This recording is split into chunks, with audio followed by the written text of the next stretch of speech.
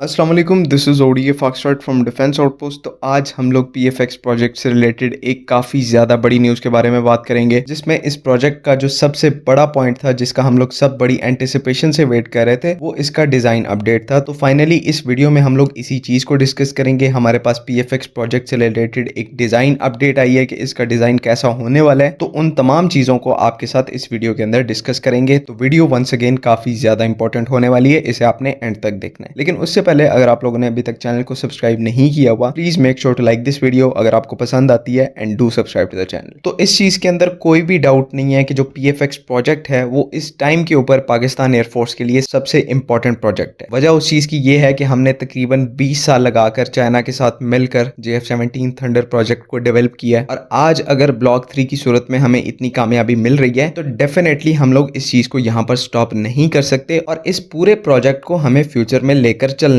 और इसी चीज को परफेक्टली फ्यूचर के अंदर एग्जीक्यूट करने के लिए पीएफएक्स प्रोजेक्ट को ऑलरेडी स्टार्ट कर दिया गया है। और हम सबको पता है कि पीएफएक्स प्रोजेक्ट के अंदर जो पहला सबसे इंपॉर्टेंट माइलस्टोन है वो एक इंडिजिनस 4.5++ जनरेशन एयरक्राफ्ट बनाने का है, जो कि एक सेमी स्टेल्थ एयरक्राफ्ट होगा और कैटेगरी वाइज कोरियन की F-21 बोरामे से सिमिलर होगा। उसके बाद इन फ्यूचर पीएफएक्स प्रोजेक्ट के अंदर ही पाकिस्तान एयरफोर्स का ये प्लान है कि एक डेडिकेटेड 5th जनरेशन एयरक्राफ्ट भी बनाया जाए, लेकिन उसके बारे में चीजें अभी तक कंफर्म नहीं हो पाई कि क्या पाकिस्तान एयरफोर्स फुली एक इंडिजिनस 5th जनरेशन एयरक्राफ्ट बनाने का प्लान रखती है या किसी फ्रेंडली कंट्री से उस एयरक्राफ्ट को लाइसेंस मैन्युफैक्चरिंग के थ्रू पाकिस्तान के अंदर पीएफएक्स के तहत ही इंट्रोड्यूस करवाया जाएगा। तो इसमें चीजें अभी कंफर्म नहीं है, लेकिन जहां पर चीजें कंफर्म है वो ये है कि हम लोग प्रॉपर एक नया 4.5++ जनरेशन का सेमी स्टेल्थ एयरक्राफ्ट बनाएंगे, जो कि JF-17 ब्लॉक 3 इस पूरे प्रोजेक्ट की ही एक कंटिन्यूएशन होगी। और इसी से रिलेटेड जो हम सबको जिस चीज का वेट था कि इस JF-17 ब्लॉक 4 का जो डिजाइन है वो क्या सिमिलर होगा ब्लॉक 3 से, अगर इसमें कोई चेंजेस होंगे तो वो क्या होंगे। तो इसी से रिलेटेड एक जो पहली अपडेट हमारे पास आई है वो ये है कि